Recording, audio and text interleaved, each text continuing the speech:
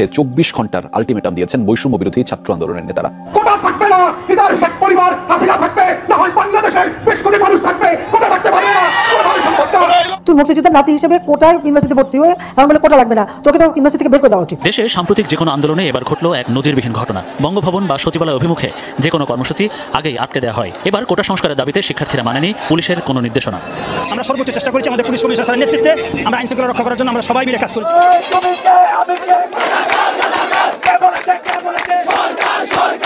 সরকারি চাকরিতে কোটা ব্যবস্থা সংস্কারের দাবিতে আন্দোলনকারী শিক্ষার্থীদের অপমান করা হয়েছে দাবি করে এর প্রতিবাদে দেশের বিভিন্ন বিশ্ববিদ্যালয়ে বিক্ষোভ করছেন। প্রিয় দর্শক বন্ধুরা, আসসালামু আলাইকুম। নতুন একটি ভিডিওতে আপনাদের জানাই স্বাগতম। আজকের এই ভিডিওতে আপনারা দেখতে চলেছেন 24 ঘন্টার ভিতরে শেখ হাসিনাকে গদি ছাড়ার আলটিমেটাম দিল শিক্ষার্থীরা। সেই সাথে পুলিশকে পিটিয়ে হুমকির মুখে ফেলেছে শিক্ষার্থীরা শেখ হাসিনাকে। আজকের এই ভিডিওতে আপনারা দেখতে পারবেন কোঠা নিয়ে কিন্তু বিশাল একটি দুর্ঘটনা ঘটে গিয়েছে এই বাংলাদেশে, যেমনটা বাঘের লেজ দিয়ে কান চুলকানোর মতন, এমন কথা কিন্তু বলেছে গোলাম মাওলা রনি সাহেব। আজকের এই ভিডিওতে আপনারা সম্পূর্ণ বিস্তারিত এবং প্রমাণের মাধ্যমে সবকিছু দেখতে পারবেন। সেই সাথে যে বিস্তারিত ভিডিওগুলো এবং যে ভিডিওর অংশ বিশেষ দেখে এই ভিডিওগুলো শুরু করেছিলাম, সেই ভিডিওগুলো আপনারা ধাপে ধাপে বিস্তারিতর মাধ্যমে দেখতে পারবেন। বিস্তারিত ভিডিওটি দেখার আগে কি কথা থেকে এই ভিডিওটি দেখছেন অবশ্যই কমেন্ট বক্সে বলে যাবেন। যারা এই চ্যানেল সাবস্ক্রাইব করে রাখেন, এই চ্যানেল সাবস্ক্রাইব করে পাশে থাকা বেল আইকনটি বাজিয়ে রাখুন। এই ভিডিওতে একটি লাইক দিয়ে চলুন আমরা ধারাবাহিকভাবে সেই বিস্তারিত ভিডিওগুলো একের পর এক দেখে আসি।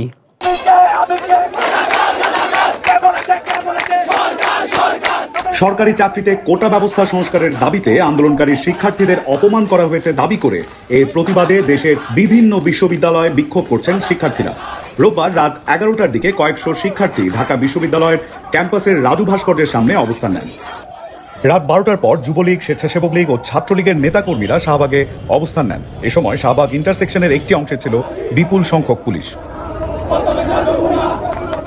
অন্যদিকে চট্টগ্রাম বিশ্ববিদ্যালয়ে কোটা বিরোধী আন্দোলনকারী শিক্ষার্থীদের উপর ছাত্রলীগের হামলার ঘটনা ঘটেছে। এতে 2 জন আহত হয়েছেন।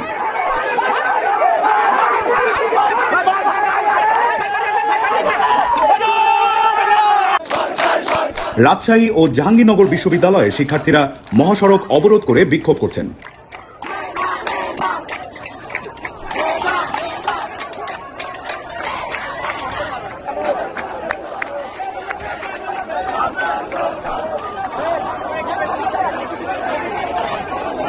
প্রতিবাদ মিছিলে চাইলাম অধিকার, হয়ে গেলাম রাজাকার বলে স্লোগান দিচ্ছেন শিক্ষার্থীরা।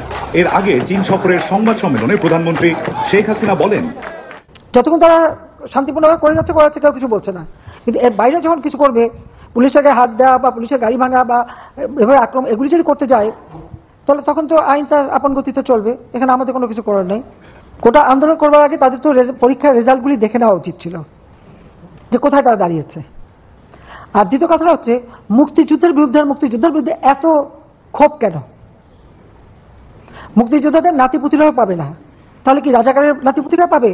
সেটা আমার প্রশ্ন, দেশবাসীর কাছে প্রশ্ন। রাত 11টায় ঢাকা বিশ্ববিদ্যালয়ের রোকেয়া হলের প্রায় 100 শিক্ষার্থী হলের গেট ভেঙে মিছিল নিয়ে বের হয়ে রাজু ভাস্কর্যের সামনে যান। সেখান থেকে শামসুন নাহার ও সুফিয়া হল থেকেও শিক্ষার্থীরা মিছিল নিয়ে অবস্থান নেন। বৈষম্য বিরোধী ছাত্র আন্দোলনের সমন্বয়ক নাহিদ ইসলাম বলেন, তারা কোনো আন্দোলনের ডাক দেননি, শিক্ষার্থীরা স্বেচ্ছায় হল থেকে বেরিয়ে এসেছে।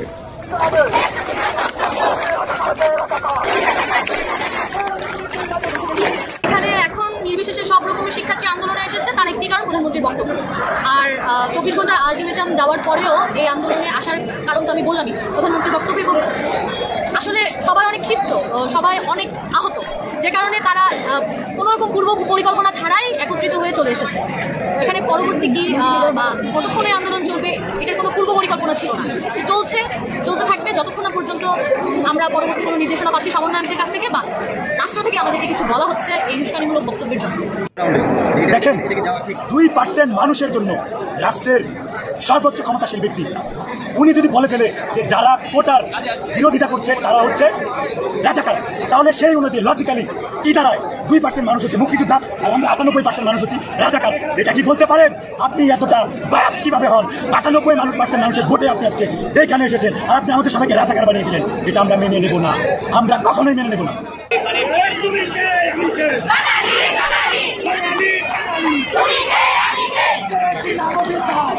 দফায় দফায় পুলিশের বাধা ডিঙিয়ে গণপদযাত্রা নিয়ে রাষ্ট্রপতির কাছে স্মারকলিপি দিলেন কোটা সংস্কারের দাবিতে আন্দোলনকারীরা।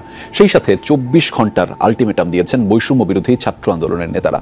এরই মধ্যে কোটা সংস্কারের উদ্যোগ ও শিক্ষার্থীদের বিরুদ্ধে দায়ের করা মামলা তুলে নেওয়া না হলে আরও কঠোর কর্মসূচির হুঁশিয়ারি দিয়েছেন তারা।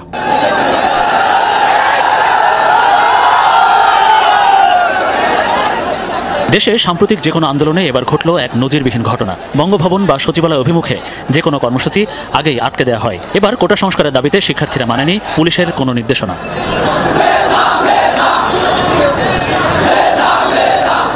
প্রেস ক্লাবের সামনে প্রথম পুলিশের বাধার মুখে পড়ে শিক্ষার্থীদের পদযাত্রা। এরপর পুলিশের অনুরোধে পদযাত্রার রুট পরিবর্তন করে সামনে এগিয়ে যায় শিক্ষার্থীরা। সচিবালয়ের সামনে দিয়ে বঙ্গভবনের দিকে যাওয়ার সময় 0 পয়েন্টে পুলিশের ব্যারিকেড। সচিবালয়ের সামনেই বসে পড়ে আন্দোলনরত শিক্ষার্থীরা। কোটা সংস্কারের দাবিতে দিতে থাকে স্লোগান। এখনো পর্যন্ত কোনো ডিসিশন যেহেতু আসে নাই, আমরা এখন রাজপথে আছি, রাজপথে থাকবো। তারা আমাদের স্মারকলিপি এবং আমাদের এই দাবি আরেকটু বিবেচনা করে দেখবে। এখানে পুলিশ শিক্ষার্থীদের প্রতিনিধি বঙ্গভবনে পাঠানোর অনুরোধ করে, তবে অনুরোধ উপেক্ষা করে ব্যারিকেড ভেঙে এগিয়ে যায় শিক্ষার্থীদের গণপদযাত্রা। কোটার যে প্রবলেমটি রয়েছে সেটা যৌক্তিক এবং স্থায়ী সমাধান কীভাবে হবে? অযৌক্তিক যে কোটাগুলো রয়েছে সেগুলোকে বাতিল করে যে যৌক্তিক যে কোটাগুলো রয়েছে সেগুলোর পুনর্বিন্যাস করার মধ্য দিয়ে আমরা সেটাকে আমাদের পক্ষ থেকে প্রস্তাব করেছি 5%। স্লোগানে স্লোগানে মুখর হয় পুরো এলাকা, মিছিল এগিয়ে যায় গুলিস্তানের দিকে। এবার বঙ্গবন্ধু চত্বরে বাধা দেয় পুলিশ, থেমে যায় পদযাত্রা। স্লোগান প্রতিবাদী গানে মুখর হয়ে ওঠে গোটা এলাকা। ততক্ষণে 12 সদস্যের প্রতিনিধি স্মারকলিপি নিয়ে বঙ্গভবনের পথে। রাষ্ট্রপতির সামরিক সচিবের কাছে 3 পৃষ্ঠার স্মারকলিপি দিয়ে প্রায় আধা ঘন্টা পর বঙ্গভবন থেকে বেরিয়ে আসে প্রতিনিধি দল। কড়া পাহারায় তাদের নিয়ে আসা হয় গুলিস্তান মোড়ে। সেখানে সংবাদ সম্মেলন করে বৈষম্য বিরোধী ছাত্র আন্দোলন। রাষ্ট্রপতির যিনি সামরিক সচিব তিনি কি কোনো উত্তর দিয়েছেন জমা নেওয়ার? তিনি আমাদেরকে আশ্বাস দিয়েছেন তিনি বিষয়টি রাষ্ট্রপতিকে অবগত করবেন। আগামী 24 ঘন্টার মধ্যে আমরা চাই সংসদে অধিবেশন ডেকে সেটার আইন পাশের জন্য কার্যকর ব্যবস্থা নেওয়া হোক অথবা অধিবেশন আহ্বান করা হোক। মহামান্য রাষ্ট্রপতির তরফ থেকে এবং দায়িত্বশীল ব্যক্তিদের পক্ষ থেকে কী ধরনের বক্তব্য এবং পদক্ষেপ আসছে সেটি আমরা পর্যবেক্ষণ করে আমরা পরবর্তী আমাদের কর্মপরিকল্পনা ঠিক করব। এর আগে ঢাকা বিশ্ববিদ্যালয়ের সেন্ট্রাল লাইব্রেরির সামনে থেকে বঙ্গভবনের পথে শুরু হয় গণপদযাত্রা। জগন্নাথ বিশ্ববিদ্যালয়, ঢাকা কলেজ, বদরুন্নেসা সহ 7 কলেজের শিক্ষার্থীরা অংশ নেয় এতে। বিভিন্ন পয়েন্টে অবস্থান থাকলেও কঠোর হয়নি পুলিশ। আমরা সর্বোচ্চ চেষ্টা করেছি আমাদের পুলিশ কমিশনার স্যারের নেতৃত্বে। আমরা আইন শৃঙ্খলা রক্ষা করার জন্য আমরা সবাই মিলে কাজ করেছি এবং ছাত্ররা যারা এখানে উপস্থিত রয়েছে তারা আমাদের কোঅপারেট করেছে। কর্মসূচি শেষে বেলা 3:30টার দিকে শিক্ষার্থীরা যে যার ক্যাম্পাসে ফেরত যান। রাষ্ট্রপতি বরাবর স্মারকলিপি দেওয়ার পরিকল্পনা ছিল আজকের শান্তিপূর্ণ একটা কর্মসূচি হবে, কিন্তু শান্তিপূর্ণ এই পরিকল্পনা থাকলেও দিনভর উত্তেজনা, উত্তপ্ত পরিস্থিতি দেখা যায় পুলিশ এবং আন্দোলনকারীদের মধ্যে। পুলিশের পক্ষ থেকে বলা হচ্ছে সর্বোচ্চ ধৈর্য বা সহনশীলতার পরিচয় দেওয়া হচ্ছে, আর আন্দোলনকারীরা বলছেন দাবি আদায়ের মানা না হলে যতদিন ব্যাপী বা যে ধরনের কর্মসূচি দেওয়া লাগুক না কেন তারা সেটা দেবেন। মুক্তিযোদ্ধার নাতি হিসেবে কোটায় ইউনিভার্সিটি ভর্তি হয়ে আমার বলে কোটা লাগবে না, তোকে তো ইউনিভার্সিটি থেকে বের করে দেওয়া উচিত। হ্যাঁ, ওকে ওই ইউনিভার্সিটি থেকে বের করে দেওয়া উচিত, যে কোটা নাই তোর পড়া নাই, যা বাড়ি যাবো। সারা বাংলাদেশ উত্তাল কোটা বিরোধী আন্দোলন নিয়ে। সরকারের ঝাড়ু কর্তা ব্যক্তি, কেউ আমলা, কেউ কামলা, কেউ রাজনৈতিক ক্ষমতাধর ব্যক্তিত্ব, কেউ মন্ত্রী, কেউ মিনিস্টার, সবাই এটা নিয়ে চিন্তিত কিনা বলবো না, বাট এটা নিয়ে একটা কূটকৌশল, চাণক্য কৌশল তারা করার চেষ্টা করছেন। ঘুরিয়ে পেঁচিয়ে নানা রকম কথাবার্তা বলছেন এবং নিজেদের যে পুরো দায় দায়িত্বটি এটি আইন আদালতের উপরে চাপিয়ে দিয়ে এই যে আন্দোলনরত ছাত্রছাত্রী রয়েছে তাদের সঙ্গে তাদের যে একটা দূরত্ব, অবিশ্বাস, এই অবিশ্বাসের জায়গাটি একেবারে রীতিমতো অশ্রদ্ধার দিকে তারা টেনে নিয়ে যাচ্ছে, যা কিনা পুরো পরিস্থিতিকে সহিংস করবে, দেশকে উত্তাল করবে এবং anything might happen at any time, এরকম একটা পরিস্থিতির দিকে নিয়ে যেতে পারে। এজন্য ব্যক্তিগতভাবে আমি সরকারের যারা কর্তা ব্যক্তি তাদেরকে অনুরোধ করব যে কোটা বিরোধী এই আন্দোলনটিকে সততা নিয়ে, আন্তরিকতা নিয়ে মোকাবেলা করুন। এখানে কোনো রকম চালাকি যদি দেখানোর চেষ্টা করেন তাহলে এটির পরিণতি কোনো অবস্থাতেই কারোর জন্য ভালো হবে না। আমি নিজে ব্যক্তিগতভাবে এই কোটা বিরোধী আন্দোলনের পক্ষে। আমি চাই যে আসলে যোগ্যতা বলেই ভালো ভালো পদগুলোতে আসুক এবং এখানে কোনো কোটাই থাকুক না থাকুক, এটা আমি চাই। এর কারণ হলো এখন সারা দুনিয়াতে আসলে জেন্ডার যে ডিফারেন্স এটি নেই। অনেক ক্ষেত্রে ইউনিভার্সিটিতে দেখা যাচ্ছে যে ক্লাসে কোনো কোটা না থাকা সত্ত্বেও বেশিরভাগ ক্ষেত্রে মেয়েরা কিন্তু লেখাপড়া ভালো করছে। আপনি ঢাকা বিশ্ববিদ্যালয়ে গিয়ে দেখেন, অন্যান্য জায়গাতে গিয়ে দেখেন, অন অ্যাভারেজে ভালো ফলাফল করার ক্ষেত্রে মেয়েদের হার বেশি। তো কাজে যে মেয়েরা ঢাকা বিশ্ববিদ্যালয়ের সবচেয়ে ভালো সাবজেক্টে পড়ছে, দেশের বাইরে পড়ছে, একা একা চলে যাচ্ছে, ডাক্তারিতে ভালো করছে, ইঞ্জিনিয়ারিং ভালো করছে, তার কেন কোটা পদ্ধতি নিয়ে এখানে ঢুকতে হবে? এবং কোনো এরকম ফার্স্ট ক্লাস পাওয়া মেয়ে তারা কখনোই এই জিনিসগুলো আশা করে না। 2 নম্বর হলো যে আপনি কেবলই মাত্র শূন্যপদ পূরণের জন্য ছেলেদের তুলনায় কম লেখাপড়া জানা কেবলমাত্র মেয়ে আনবেন, এই কারণে বিভিন্ন ক্যাডার সার্ভিস আপনি মেয়েদেরকে ঢুকালেন। এর ফলে কি অনাসৃষ্টি তৈরি হয়, এগুলো আমরা ইদানিংকালে দেখেছি যে কিছু মহিলা কর্মকর্তা তাদের ঘুষ খাওয়ার যে ঘটনা, সেখানে হত্যাকাণ্ডের মতো ঘটনা ঘটিয়ে ফেলেছে। এক টিএনওর সেই কাহিনী। কিছু মহিলা কর্মকর্তা তাদেরকে স্যার বলতে হবে, কিছু মহিলা কর্মকর্তা যারা ম্যাজিস্ট্রেট দেখাতে গিয়ে এই জিনিসগুলো করেছেন, কিন্তু সত্যিকার একটা ভালো পরিবার থেকে এসেছেন, ভালোভাবে লেখাপড়া করেছেন, সুস্থ একটা পরিবেশে প্রতিযোগিতার মাধ্যমে এসেছেন, এরকম মহিলা কর্মকর্তা দ্বারা এখনো পর্যন্ত কোনো ক্ষেত্রে স্কুল কলেজ মাদ্রাসা থেকে শুরু করে ব্যবসা বাণিজ্য যেখানে রয়েছেন তারা কেবলই মাত্র মহিষী নারী, মহিষী যাকে বলে কর্মী হিসেবে নিজেদেরকে প্রতিষ্ঠিত করেছেন। এবং এই কারণে এবারে যে কোটা আন্দোলনে দেখা যাচ্ছে যে বিপুল সংখ্যক মেয়ে রাস্তায় নেমেছেন, যেটা অন্য সময় ছাত্রীদের এই অংশগ্রহণ আমরা দেখিনি। দ্বিতীয়ত যে একটা বিসিএস কর্মকর্তা হবেন বা সরকারি কর্মকর্তা হবেন, এখানে পঙ্গু, প্যারালাইজড, তারপর শেষে শারীরিকভাবে মানসিকভাবে কিছুটা অসঙ্গতি রয়েছে, তাদেরকে দায়িত্বপূর্ণ পদ পদবিতে দেওয়া, এটা নিয়ে করুণা হতে পারে, রাষ্ট্র তাদেরকে রিহ্যাবিলিট করতে পারে অন্যভাবে, কিন্তু একটা ডিসি পদে, এসপির পদে এই জিনিসগুলো বা একটা জজের পদে এই জিনিস মানে এই ধরনের অসম্পূর্ণতা থাকা আমার কাছে ব্যক্তিগতভাবে আমার কাছে শোভনীয় মনে হয় না। তো কাজেই মাননীয় প্রধানমন্ত্রী যে 2018 সনে পুরো কোটা পদ্ধতি বাতিল করেছেন, ওটা যদিও তাদের দাবি ছিল, কিন্তু আমি আসলে সেই ব্যাপারে ব্যক্তিগতভাবে মনে করি ওটাই একেবারে 100% সঠিক ছিল। এখন সময়ের প্রেক্ষাপটে অনেকে 5% বা 10% কোটার কথা বলা হচ্ছে, সেটা ভিন্ন একটা বিষয়, আলোচনার বিষয় হতে পারে। আমি মনে করি যে সিভিল সার্ভিস এখন যে পর্যায়ে চলে গেছে, এখন আর সিভিল সার্ভিসের মধ্যেও ঠিক যাকে বলা হয় একটা অ্যামেন্ডমেন্ট আনা দরকার, যে একটা সুপিরিয়র সিভিল সার্ভিসের একটা গ্রেড থাকা উচিত। এই সিভিল সার্ভিসের মধ্যে একটা সুপিরিয়র গ্রেড থাকা উচিত, যেটি কারণে দেখা যেত যে এখন উপজেলাগুলোতে আমি মিটিংয়ে বসেছি, জেলাতে এমপি হিসেবে মিটিংয়ে বসেছে, এবং এখানে কর্মকর্তাদের মধ্যে একটা মনস্তাত্ত্বিক দ্বন্দ্ব থাকে। যিনি ইঞ্জিনিয়ার, এলজিডির ইঞ্জিনিয়ার রয়েছেন, পিডব্লিউডির ইঞ্জিনিয়ার রয়েছেন, কিংবা যিনি এই যে লোকাল গভর্নমেন্টের এক যে টিউবওয়েল দেয় যেটা আছে, ওই স্থানীয় প্রকৌশল যেটা বিভাগটি রয়েছে, তো সেই বিভাগে যিনি চাকরি করেন, উপজেলাতে একজন মাত্র কর্মকর্তা, একজন পিয়ন থাকেন তিনি, তারপর ধরুন উপজেলা মৎস্য কর্মকর্তা, তারপর উপজেলা পশুপালন কর্মকর্তা, এরা সবাই বিশেষ কর্মকর্তা, তার সঙ্গে সঙ্গে পুলিশের যিনি থাকেন। তো এদের সকলের মধ্যে একটা মনস্তাত্ত্বিক বিষয় থাকে, এবং এরা টিওনোকে মানে উপজেলা নির্বাহী কর্মকর্তাকে মেনে নিতে চান না, মুখ ফিরিয়ে থাকেন, অন্যদিকে থাকেন, এবং টিনো সাহেব খুব বেশি ড্যাশিং না হলে এখানে আসলে সমন্বয় বৈঠকটি হয় না ঠিক মতো। আর যদি এমপি সাহেব দুর্বল হন, উপজেলা চেয়ারম্যান দুর্বল হন, তাহলে কোনো কথাই নাই, পুরো স্থানীয় যে প্রশাসন সেখানে একটা হ্যাফেজার্ট অবস্থা হয়। তো কাজেই সত্যিকার অর্থে একজন সমন্বয়ক, যেমন আগে ডিসি সাহেব ছিলেন, সেই ডিসি সাহেবের কথা সবাই মানতে বাধ্য ছিলেন, যিনি ডিস্ট্রিক্ট ম্যাজিস্ট্রেট হিসেবে জেলার সমস্ত বিষয়াদি তদারকি করতেন। তো ওইরকম একটা ব্যবস্থায় এখন ফিরে আসাটা আমাদের জন্য খুব জরুরি হয়ে পড়েছে। এখনকার স্ট্রাকচার যেটা এরশাদ আমলে হয়েছে, এই স্ট্রাকচার তখন হয়তো ওকে ছিল, অনেকগুলো ক্যাডার সার্ভিস তৈরি করা হয়েছে, কিন্তু এই ক্যাডার সার্ভিসগুলোর মধ্যে একটি সুপিরিয়র সিলেকশন কমিটি থাকা উচিত, যারা কিনা সরাসরি প্রশাসনের অ্যাডমিনিস্ট্রেটিভ সাইডে থাকবেন, শুধুমাত্র অ্যাডমিনিস্ট্রেশন তারা দেখবেন, আর অন্যান্য ক্যাডার সার্ভিস যারা যাদের মতো করে থাকবেন, এবং তার সেই ম্যাজিস্ট্রেসি ক্ষমতা থেকে শুরু করে তার যে প্রশাসনিক ক্ষমতা ঠিক ওই পর্যায়ে থাকবে। তারাই ডিসি হবেন, তারাই বিভাগীয় কমিশনার হবেন, তারাই মেট্রোপলিটন পুলিশ কমিশনার হবেন, তারাই সচিবালয়ের সচিব হবেন। ঠিক এরকম অ্যাডমিনিস্ট্রেটিভ পদগুলো তৈরি করার জন্য একটা আলাদা ক্যাডার সার্ভিস, যেটাকে সুপিরিয়র ক্যাডার সার্ভিস হিসেবে নাম দিয়ে করা যেতে পারে। এটা এখন সময়ের প্রয়োজন হয়ে গেছে, আদারওয়াইজ পুরো অ্যাডমিনিস্ট্রেশনে একটা হ্যাফেজার্ট অবস্থা হয়ে গেছে। আপনি উপজেলাতে গিয়ে দেখেন টাকা পয়সা থাকে সব পিআইএন নিকট, তারপরে জেলাতে থাকে যেটা ডিপিওর কাছে, তারপরে যে জেলার যিনি প্রজেক্ট ইমপ্লিমেন্টেশন অফিসার, তার ডিসিকে পাত্তা দিতে হয় না, ডিসি তার পিছিয়ে পিছিয়ে করতে হয়। আবার ডিসির সমপর্যায়ে আরেকজন কর্মকর্তা আছেন, যেটা জেলা পরিষদের প্রধান নির্বাহী কর্মকর্তা হিসেবে থাকেন। তো সেখানেও কিন্তু এরকম ঝামেলা হয়ে যাচ্ছে, কোনো জায়গাতে কোনো কিছু হচ্ছে না। তো এই টোটাল বিষয়গুলো নিয়ে যারা দেশপ্রেমিক, যারা দেশকে বড় কিছু করতে চান, রাজনীতিবিদদেরকে এই কাজটা করতে হবে, তাদেরকে নতুন করে চিন্তা করতে হবে, এবং সেই চিন্তার মধ্যে কোটার এই বিষয়টি অত্যন্ত গুরুত্বপূর্ণ একটি বিষয়। কারণ আপনি যদি মেধাবী লোকদেরকে সিলেক্ট করতে না পারেন, ভালো লোকদের সিলেক্ট করতে না পারেন, আপনি কি করে রাষ্ট্রকে সার্ভিস দিবেন? তো এখন যেটি হচ্ছে সেটি হলো যে এদের সঙ্গে চালাকি করার চেষ্টা করা হচ্ছে, তারপরে এদের সঙ্গে যাকে বলা হয় বিভিন্ন রকম ছলচাতুরি করা হচ্ছে, এবং এটি অনাগত দিনে কিভাবে স্ফুলিঙ্গ আকারে ছড়িয়ে পড়তে পারে তার কিছু উদাহরণ খুব সংক্ষেপে দিয়ে আজকের ভিডিওটি শেষ করব। আমাদের এই সমাজে যেটি হয়, মানুষ মন্দ কাজ করতে করতে তাদের মধ্যে এক ধরনের নফস, মন্দ কাজের যে নফস, যেটাকে বলা হয় নফসে আম্মারা, এটি এত বিশাল হয়ে যায় যে সে পৃথিবীর বাদশা ভাবতে থাকে।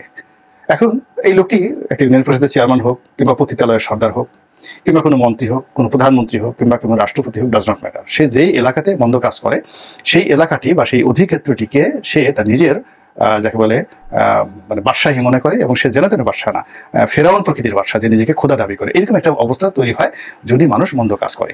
তো আমাদের এই সমাজের দীর্ঘদিন যাবৎ ধরে সেই পুলিশ বলেন, আমলা বলেন, কামলা বলেন, রাজনীতি বলেন, যারা ক্ষমতার সাথে জড়িত, তাদের প্রধান এবং প্রথম সফলতা হলো তারা প্রতিদ্বন্দ্বী যারা আছে, বিএনপি, জামাত, অন্যান্য যারা রাজনৈতিক দল, তাদেরকে ইচ্ছামতো অপমান করতে পেরেছে, ইচ্ছামতো নির্মূল করতে পেরেছে, ইচ্ছামতো অনুগত রাখতে পেরেছে, এবং এদেরকে বঞ্চিত করে রাজনৈতিক অধিকারগুলো আছে, সমস্ত রাজনৈতিক অধিকার নিজেদের পকেটে তারা যাতে ঢুকাতে পেরেছে। এই কাজ করতে করতে করতে করতে অনেকগুলো উপসর্গ তৈরি হয়েছে, যেমন দুর্নীতির একটা মহোৎসব তৈরি হয়ে গেছে, ব্যাংকগুলো খালি হয়ে গেছে, ডলার নাই। এই যে আজকের যে সমস্যাগুলো, এই সব সমস্যা কিন্তু সেই রাজনীতি থেকে।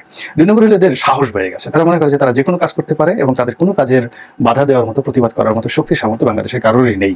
তো এই অভ্যাসটা তাদের মধ্যে হয়ে গেছে, এবং অতীতে তারা যেহেতু এই কাজ করে যথেষ্ট সফল হয়েছে। কয়েকদিন আগেও দেখা গেল বিএনপির সেই সমাবেশের উপরে তারা যেভাবে নির্যাতনের স্টিম রোলার তারা চালিয়ে দিয়ে আবার দিব্যি একটা দামি ভোট করে তারা ক্ষমতায় চলে আসছে। তো সেই ক্ষেত্রে এই যে যারা এখন রাজপথে আন্দোলন করছে, তাদের না আছে কোনো সংগঠন, না আছে কোনো রাজনৈতিক অভিলাষ, না আছে কোনো অর্থনৈতিক সমৃদ্ধি, কিংবা দীর্ঘ সময় লড়াই করার মতো তাদের কোনো সাংগঠনিক ভিত্তি বা চেইন অফ কমান্ড নাই। সুতরাং তাদেরকে কেন এই যে যারা হাত পাকানো, মন্দ কাজে যারা হাত পেকে গেছে বিভিন্ন সময়, তারা কেন তাদেরকে ভয় পাবে?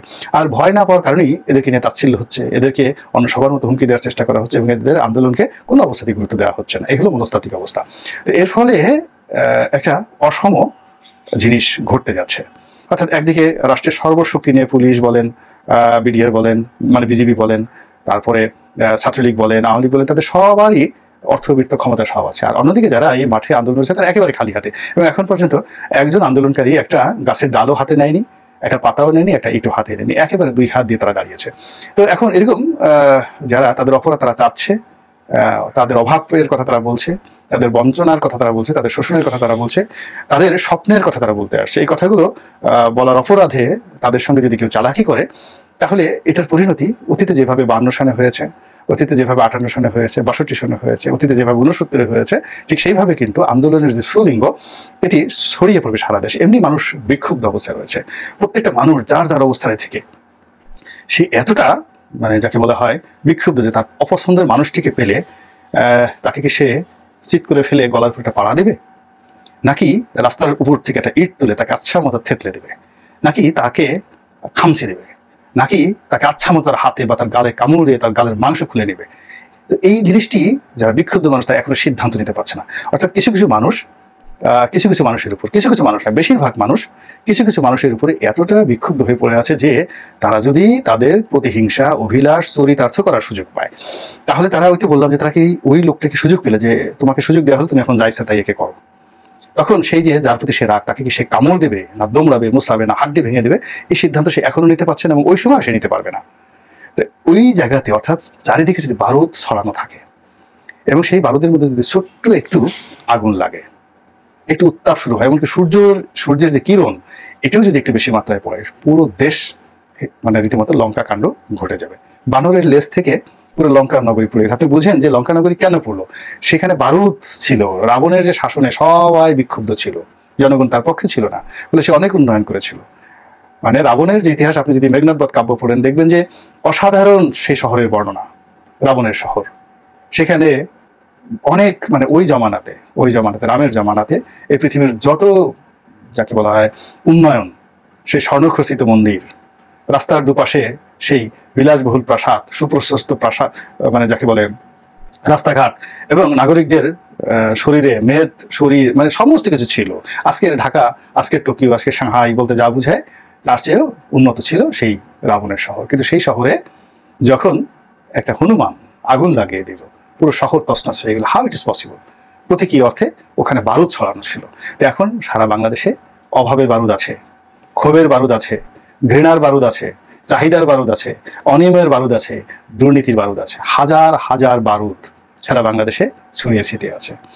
আর সেই বারুদের মধ্যে এই অসহায় যে আন্দোলনকারী, যারা শান্তিপূর্ণভাবে আন্দোলন করতে চাচ্ছে, নেচে গিয়ে নিজেদের অভাবের কথা বলছে, আপনি তাদেরকে মারবেন, তাদেরকে পিটাবেন, তাদের বিরুদ্ধে মামলা দিবেন, এবং তাদের বিরুদ্ধে ব্যবস্থা নেবেন, তাদের বিরুদ্ধে চাণক্য নীতি প্রয়োগ করবেন, তাদের বিরুদ্ধে যুদ্ধংদেহী মনোভাব পোষণ করে সর্বশক্তি নিয়োগ করবেন।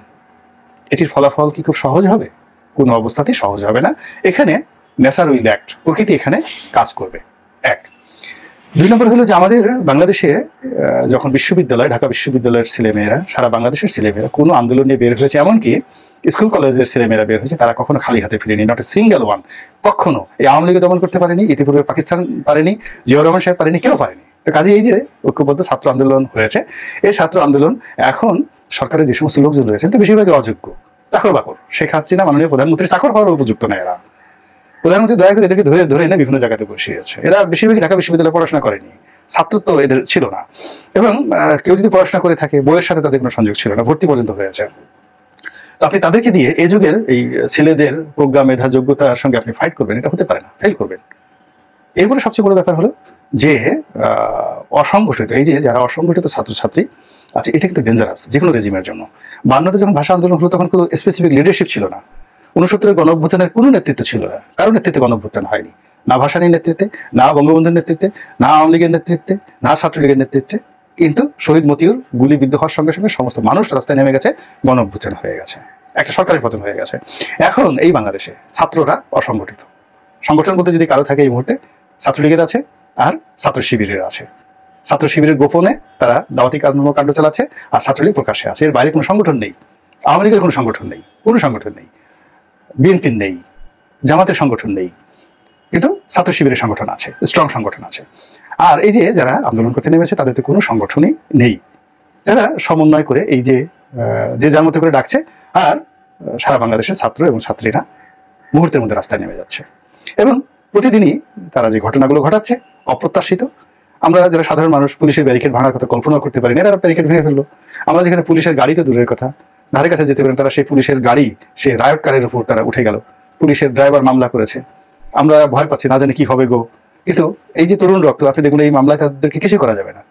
এবং এখন যে আন্দোলন হচ্ছে 2018 সালের আন্দোলন হচ্ছে অনেক অনেক বেশি সর্বব্যাপী, ওয়েল অর্গানাইজড। এবং এর সঙ্গে 18 যে কোটা বিরোধী আন্দোলন ছিল, নুরুল হক নুরুর সঙ্গে মূল ধারার পলিটিক্যাল যে শক্তিগুলো আছে তাদের কোনো সংযোগ ছিল না। কিন্তু এখন এই যে বাংলাদেশের যে আন্দোলনটা চলছে, এর সঙ্গে তাদের সঙ্গে অর্থাৎ আন্দোলনকারীদের সঙ্গে কোনো রাজনৈতিক সম্পর্ক নেই, কিন্তু যেখানে সমাবেশ হচ্ছে সেখানে কিন্তু উৎসুক রাজনৈতিক নেতাকর্মীরা, বিভিন্ন দলের, আওয়ামী লীগেরও, বিএনপিরও, জামাতেরও, সব দলের নেতাকর্মীরা কিন্তু সেখানে দাঁড়িয়ে দাঁড়িয়ে তামসা দেখছে। এবং যখনই কোনো অকারেন্স ঘটবে যে যার মতো করে সেখানে সুযোগ নেবে, যখনই কোনো অকারেন্স ঘটবে যে যার মতো করে পরিস্থিতির সুযোগ নেবে, এবং এটি সরকারের জন্য ভীষণ রকম একটা বিপজ্জনক অবস্থা সৃষ্টি হবে। কাজেই একজন নাগরিক হিসেবে, এদেশে একজন সাধারণ মানুষ হিসেবে সরকারের নিকট অনুরোধ, প্লিজ এই কোমলমতি বিশ্ববিদ্যালয় শিক্ষার্থী, অনাগত প্রজন্মের কর্ণধার, দেশের কর্ণধার, তাদের সঙ্গে খেলবেন না। বিষয়টি নিষ্পত্তি করুন সততা নিয়ে, আন্তরিকতা নিয়ে, বিবেক খাটিয়ে, এবং হোশ, মানে আপনার হুশ আছে এরকম অবস্থায়, বেহুশ হয়ে কোনো কাজ করবেন না। আল্লাহ আমাদের সবাইকে হেদায়েত দান করুন এবং হেফাজত করুন। আসসালাম। প্রিয় দেশবাসী, শুরু থেকে শেষ পর্যন্ত যারা এই ভিডিওটি দেখেছেন সকলকে জানাই অসংখ্য অসংখ্য ধন্যবাদ। যারা এরকম নিউজ ভিডিও পেতে পছন্দ করেন তারা অবশ্যই এই চ্যানেলটি সাবস্ক্রাইব করে পাশে থাকা বেল আইকনটি বাজিয়ে দিবেন। যারা এখন এই ভিডিওটি শেয়ার করেননি, এই ভিডিওটি দ্রুত শেয়ার করে সকলকে দেখার সুযোগ করে দিন। আজকের মতন এই পর্যন্ত, দেখা হচ্ছে পরবর্তী কোনো ভিডিও নিয়ে ইনশাল্লাহ।